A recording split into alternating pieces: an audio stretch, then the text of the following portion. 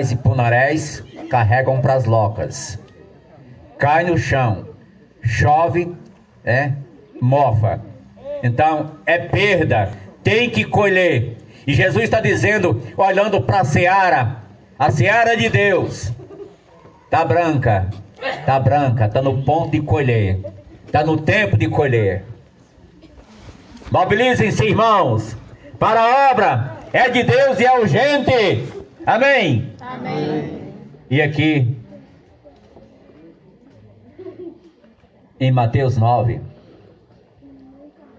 Jesus, vendo as multidões, compadeceu-se delas, porque as via exaustas e aflitas como ovelhas que não têm pastor. Então se dirigiu aos seus discípulos e disse o quê? Novamente, a seara, na verdade, é grande. Os trabalhadores são poucos. Rogai, pois, ao Senhor da seara que mande trabalhadores para a sua seara. É um exemplo agrícola, né? E o que aconteceu em seguida? Foi Mateus 9. O que aconteceu em capítulo 10 de Mateus? Jesus escolheu 12 homens para essa seara. Como resposta, ele passou a noite orando. Lucas disse. E então, em seguida, ele escolheu, Deus mandou esses 12 homens, que ele escolheu, os apóstolos, para essa seara. E agora, não tem mais apóstolos, mas tem o que? A igreja atuante. E Cristo está no céu, interagindo com a igreja, e a igreja está na terra, interagindo com Jesus. Todo aquele que me confessar diante dos homens, ele interage, disse, eu confessarei diante do meu Pai que está nos céus. Mas aquele que me negar diante dos homens, já interagiu também. Eu negarei diante do meu Pai que está nos céus. Meus irmãos, é algo sério. A seara está no ponto. Esse é um texto, tem um impacto muito importante para mim. Mateus 9, 35 ao final. Sabe por quê? Irmão Francisco, é o texto da minha chamada para o ministério. É o texto da minha chamada para o ministério. Nunca me esqueço. A base bíblica para essa chamada foi esse texto. Vendo o mundo perdido e a urgência da obra, me dispôs então. E em terceiro caso, a urgência por causa da situação também das ovelhas. É bom lembrar que seria bom fazer uma pergunta. Você está fazendo a parte que lhe compete agora e onde você está? A situação das ovelhas, Jesus mostrou aqui. E lembra Lucas capítulo número 15, que é o capítulo das coisas perdidas, onde tem uma dracma perdida, que é recuperada, onde tem uma ovelha perdida, que é recuperada, onde tem um filho perdido, que é recuperado também. Em todos os casos é dito que quando o pecador se arrepende, o que acontece? A júbilo, alegria diante dos anjos de Deus no céu, por um pecador que se arrepende. Amém? Amém. Agora aquele rapaz ficou meio triste, não foi, irmão do filho pródigo? Né? Mas lembra, o pastor chegou na classe das crianças, meninos? Chegou o pastor lá na classe e perguntou, como foi a lição? Os meninos disseram, foi bem, muito boa. Da ovelha perdida, desculpa, do filho perdido, filho pródigo. Depois eu vou fazer uma pergunta a vocês, para vocês aprenderem a lição mesmo. Amém? Quem foi que não gostou quando o filho pródigo voltou para casa? É um menino do jeito daquele ali, disse, levantou a mão e disse, eu sei, pastor, eu sei. Sabe? Pois diga. Foi o novilho cevado.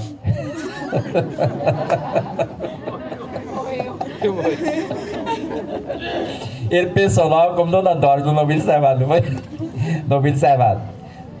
Também não gostou não, mas foi o irmão dele que achou ruim, né? Mas as coisas perdidas são recuperadas, né? Na mobilização da obra de Nosso Senhor Jesus Cristo. E no livro de Ezequiel, não vou tomar tempo para ler, mas só lembrar, capítulo 34 fala sobre o cuidado do pastoreio, quando é para fortalecer a ovelha, curar, fazer ligação das ataduras, das feridas, das pernas quebradas, trazer de volta, buscar, contar as ovelhas. E lá Jesus disse que de 100 ovelhas, quantas faltaram? Só uma, né? Era 100, faltou uma, né? Aí o pastor deixou tudo lá e foi buscar a que faltou. Aí quando recuperou, a festa foi grande, não foi com seus amigos, né? Por uma que foi recuperada. Não tem aqueles que, se sair alguém da igreja, né? Se faltou, não veio mais. Cadê fulano? Sei lá, tá perdido mesmo. Não é assim não.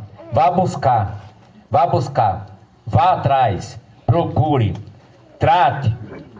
Talvez você leve até um coice, mas cuidado. Cuidado. É possível recuperar. É possível recuperar. Ok? Quando os discípulos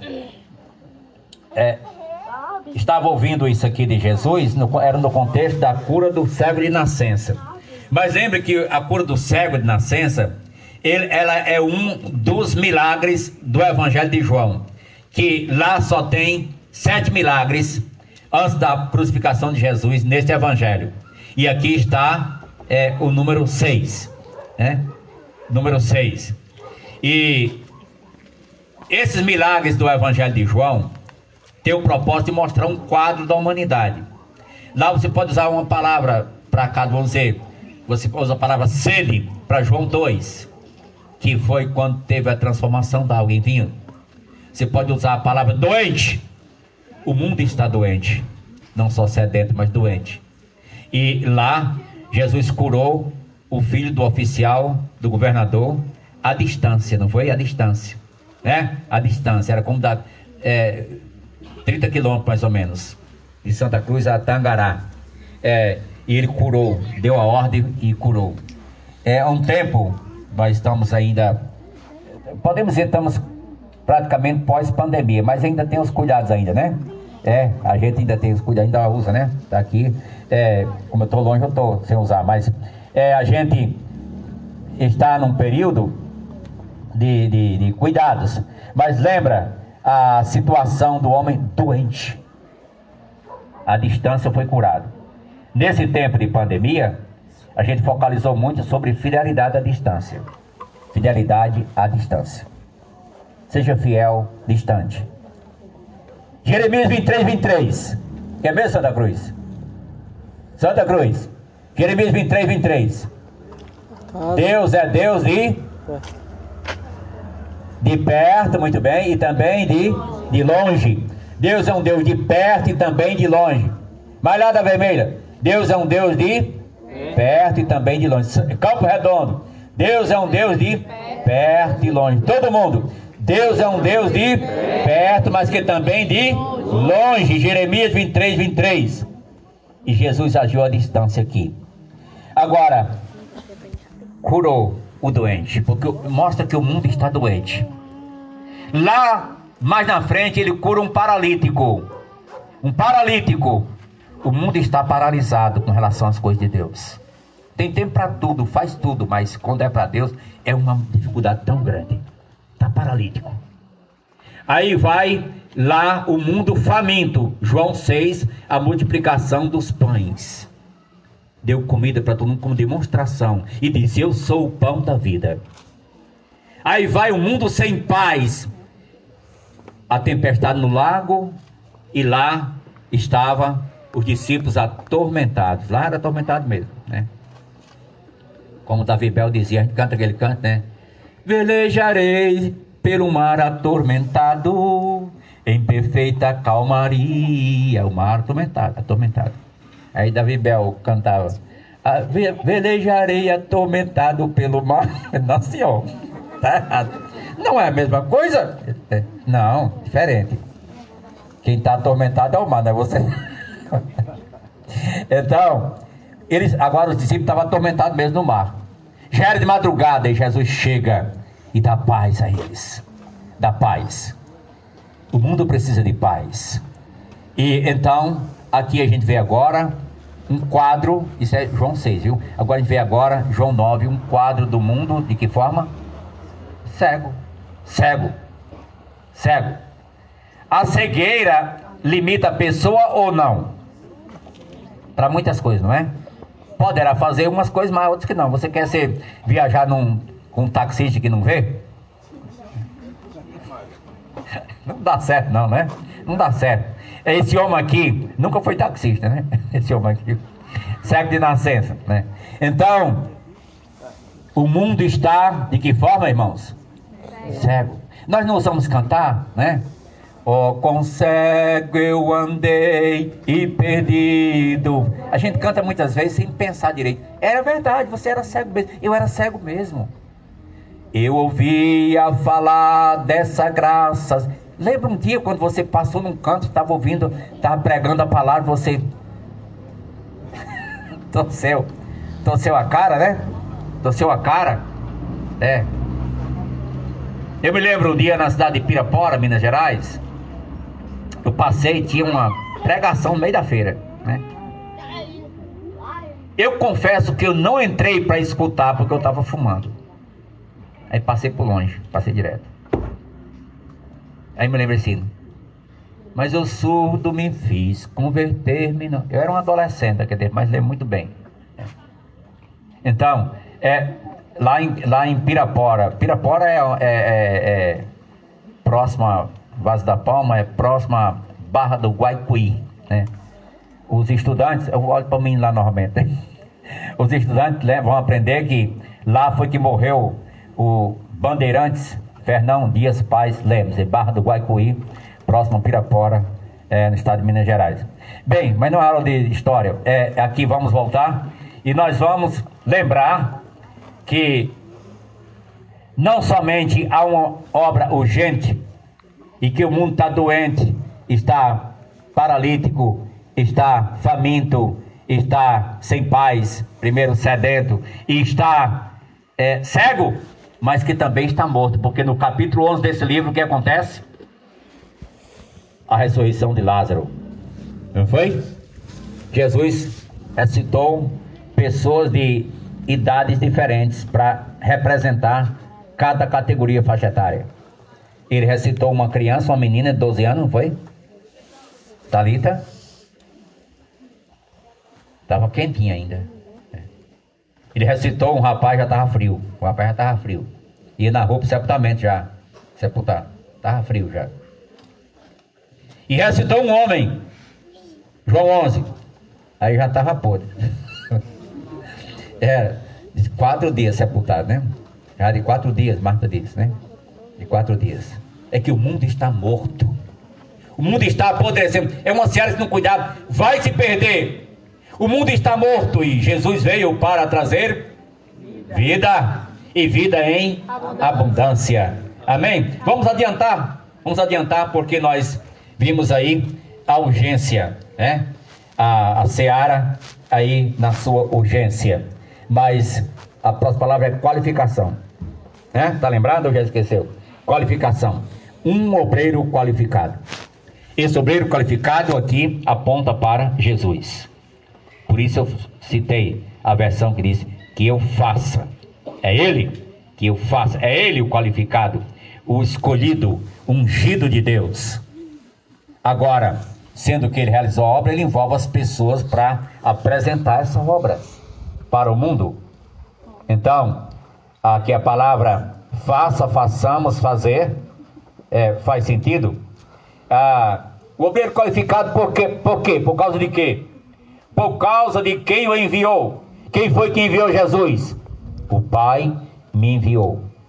Ele disse: eu faço as obras que vi junto de meu Pai. Então, ele é o enviado de Deus. Ele é o enviado. Quando alguém vai falar algo ou dar alguma coordenada, uma tarefa, Qual a pergunta que surge? Quem mandou? Quem disse? Quem mandou? Quando Moisés foi buscar o povo para libertar do Egito, qual foi a pergunta? Quem foi, né, que mandou você? Quem lhe enviou? Aí Moisés responde: eu sou, me enviou a vós outros. É resolvido o problema. Foi Deus, o Senhor. Eu sou aquele que é autoexistente em si mesmo, assim de ninguém. Ele é, independente se você crê ou não. Ele é, eu sou. Eu sou. Estou esquecendo o relógio não, viu? Estou esquecido não. Eu sou. Então, quando ele disse eu sou, ele disse: se não credes que eu sou, Jesus disse no Novo Testamento, se não credes que eu sou, o que acontece? Morrereis nos vossos pecados. João 8:24. Se não credes que eu sou, morrereis nos vossos pecados. Então, meus irmãos, a relevância da obra aqui e essa qualificação do obreiro, Jesus Cristo é a pessoa, por causa de quem o enviou. João 15:16, ele agora dirige aos discípulos: não fostes vós que me escolhestes. Falando ali para os 12. Mas eu escolhi vocês e vos nomeei ou designei, para que vades e deis fruto e o vosso fruto permaneça, a fim de que vocês interajam com o céu, a fim de que tudo quanto pedis ao meu Pai em meu nome, ao Pai em meu nome, ele vos concederá. Essa interação com o céu e o céu conosco. Amém? Amém. Então, está em João 15, verso 16. Mas também a qualificação não só por quem enviou, mas por quem ele é. Por quem ele é. Ele é o próprio eu sou. Ele é o qualificado, ele é o Cordeiro de Deus que tira o pecado do mundo. Ele venceu a morte, ele venceu Satanás, ele venceu o pecado. E ele então tem essa qualificação.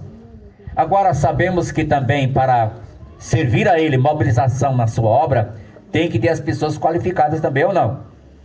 Não está na Bíblia isso, 1 Timóteo 3, como é as qualificações para a liderança e outros textos da Bíblia. E Paulo disse: fiel ao que vos chama, o qual também o fará. Ele é fiel e ele vai então capacitar as pessoas, chamando, preparando, e a igreja reconhecendo e enviando. Chamado por Deus, preparado por Deus, reconhecido e enviado pela igreja para evangelizar ao mundo. O enviado de Deus faz o quê?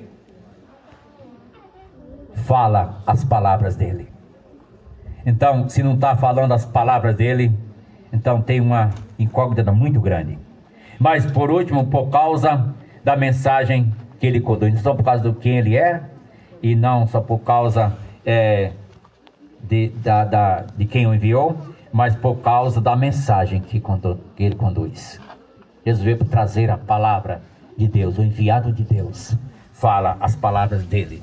E nós estamos aqui na terra para agir somente naquilo que é autorizado por Deus. Só vamos até onde Deus autorizou. Temos um livro para se manter dentro dele. Não podemos alterar, nem tampouco diminuí-lo. Temos que nos manter dentro deste livro.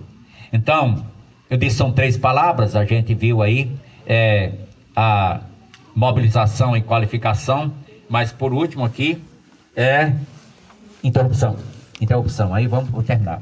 A palavra já diz, interrompeu, né? A interrupção, certo, irmão? Beleza? Vou interromper já. Beleza. Bem, mas deixa eu dizer uma coisa que lá na nossa igreja, na congregação, uma das congregações, eu estava usando a fé vem pelo ouvir, a leitura da Bíblia, né? Aí, a leitura da Bíblia é só ouvindo, aí você lê na Bíblia ouvindo, né? Mas o irmão que ele tinha dificuldade de ler e é um pouco sonolento, pegou no sono na hora da leitura, né? Aí ele estava lá, tinha um grupo de irmãos e ele lá, só faltou roncar, né? Aí eu bem sutilmente levantei, fui lá atrás, apaguei as luzes tudinho. Não disse nada, só apaguei as luzes. E deixei o som rodando. E a leitura lá do Apocalipse. Ai, ai, ai. A águia do Apocalipse, né? Aí eu liguei novamente. Aí ele acordou, eu senti, não disse nada. Ele não dormiu mais não. Eu só fiz, não disse nada, né? Apaguei, liguei de novo, pronto. O irmão acordou. Tem como apagar aqui, expressão? Não vai dormir ninguém não, hein? Vai não. Até porque é perigoso cair, né? E eu não sei ressuscitar não, viu? Paulo sabia, mas eu não sei não. Bem, te segura aí. Vamos concluir.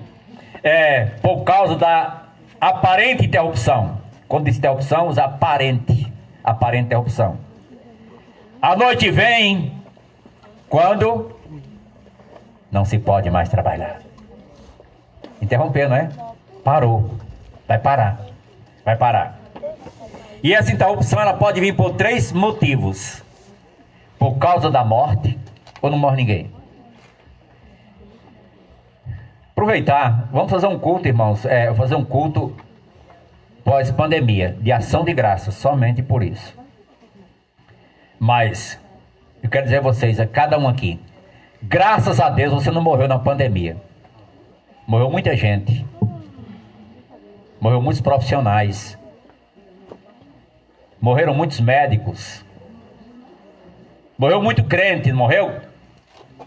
Mas morreu muito mais gente despreparada para a eternidade. Os profissionais da saúde morreram muitos. Dia do médico eu quis expressar algo para eles. Fiz um pequeno poema tentando trabalhar o M. Muitos médicos morreram no malefício mortal. Menciono em memória, pois a mídia mundial mostrou muito essa matéria dos marcados pelo mal. Mas muito me maravilha, mesmo com muitas matanças, médicos mantêm-se vivos, monitorando mudanças. E as marcas monstruosas do mal mudaram, são mansas. Amém? Não é melhor? Abrandou. Isso é resposta e oração. É a mão de Deus agindo. Dê glória a Deus. Agradeço que você está vivo. Amém? Amém? Então, por causa da morte, de vez em quando vai um. E eu uso dizer que quando morre um, é um alerta para os outros, né? É um alerta para os outros. Mas também por causa da volta de Jesus. Está para se dar. Não veio ainda, viu? Ele não veio ainda não. Quem diz por aí que Jesus já veio, não veio ainda. Ele virá. Ele voltará.